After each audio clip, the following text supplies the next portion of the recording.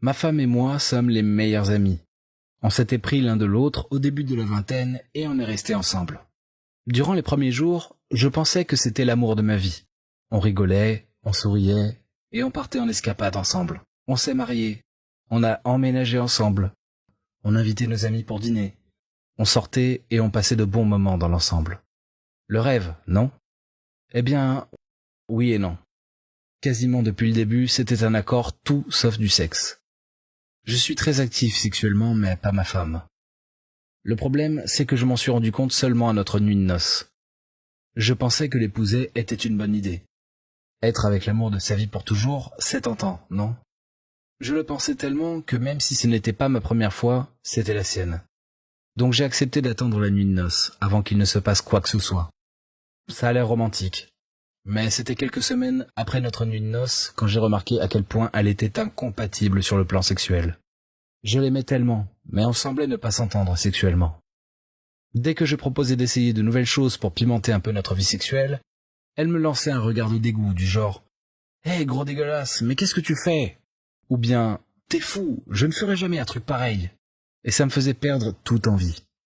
Parfois, j'essayais quand même de faire ce que je voulais, peu importe à quel point elle refusait, en pensant qu'au final, elle adorerait. Mais elle finissait toujours de mauvaise humeur, et moi j'étais encore plus découragé. Après ça, dès que j'essayais de la toucher, elle disait toujours non en me repoussant. J'étais rejeté nuit après nuit, et je me sentais vraiment comme un monstre repoussant. En apparence, on se comportait comme un couple normal. On se tenait la main dans la rue, on sortait manger avec nos familles, et on se disait des mots doux. D'un point de vue extérieur, tout semblait bien aller, mais en réalité, j'étais malheureux. Ça en est venu au point où il n'y avait quasiment plus de relations sexuelles entre nous. Je pensais que c'était ce qu'elle voulait, puisqu'elle n'était de toute évidence pas sexuellement compatible avec moi. Elle était plutôt vanille et moi piment.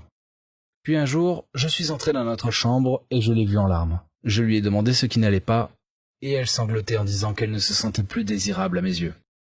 Ça me rendait dingue, puisque c'était elle qui avait été claire en montrant qu'elle n'était pas sexuellement attirée par moi.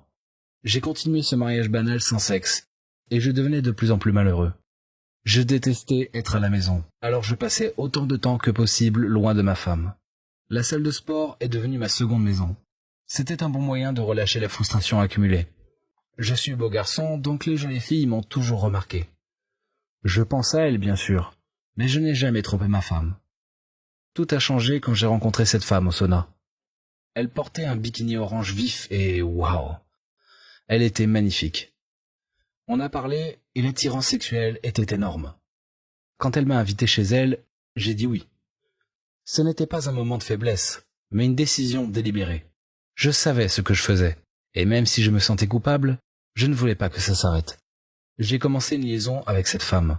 J'ai essayé de me convaincre que chaque fois qu'on se voyait serait la dernière, mais ce n'était jamais le cas. J'ai menti à ma femme en disant que j'étais débordé au boulot et que je devais faire des heures supplémentaires alors que je passais en fait le week-end entier à l'hôtel avec cette autre femme. Puis, j'ai appris que ma femme était enceinte. C'était un choc, car on avait très peu de relations sexuelles. J'ai fait semblant d'être heureux, mais je ne l'étais pas. Avoir un enfant avec ma femme serait une prison de plus. Aussi terrible que ça puisse paraître, j'ai continué à voir l'autre femme. C'était ma seule échappatoire et liberté en dehors de ma vie épuisante. Un jour, je venais de partir de chez elle quand la mère de ma femme m'appela. Ma femme était à l'hôpital et elle avait fait fausse couche. J'ai accouru à ses côtés et je l'ai rassurée. Ma femme avait le cœur brisé. Elle pleurait toute la journée et toute la nuit.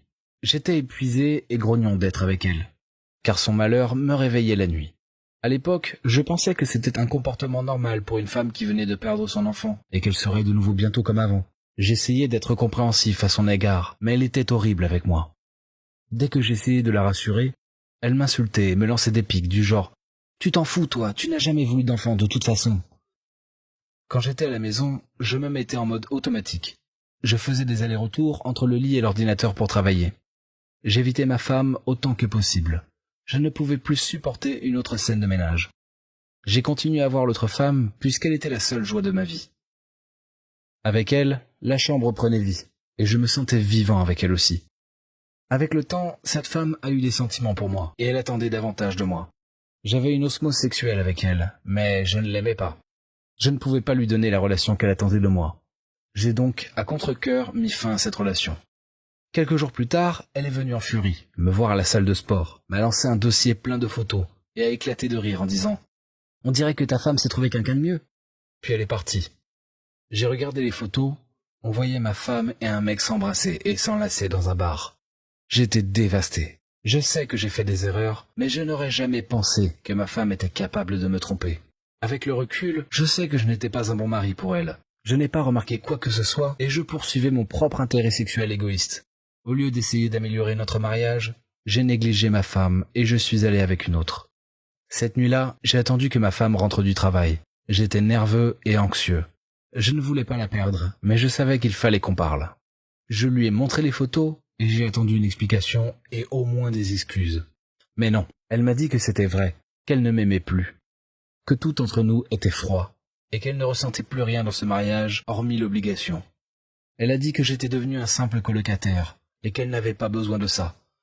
Elle avait besoin d'un vrai ami, amant, époux, une vraie famille. Elle veut être avec cet autre homme car il la respecte, prend soin d'elle et l'aime. Puis elle a demandé qu'on divorce. Je suis maintenant seul dans notre maison vide en me torturant l'esprit de ma culpabilité. Je ne sais pas qui avait raison ou tort. Tout ce que je sais, c'est qu'il aura fallu que tout ça arrive pour que je réalise que j'aime ma femme et que je veux qu'elle revienne.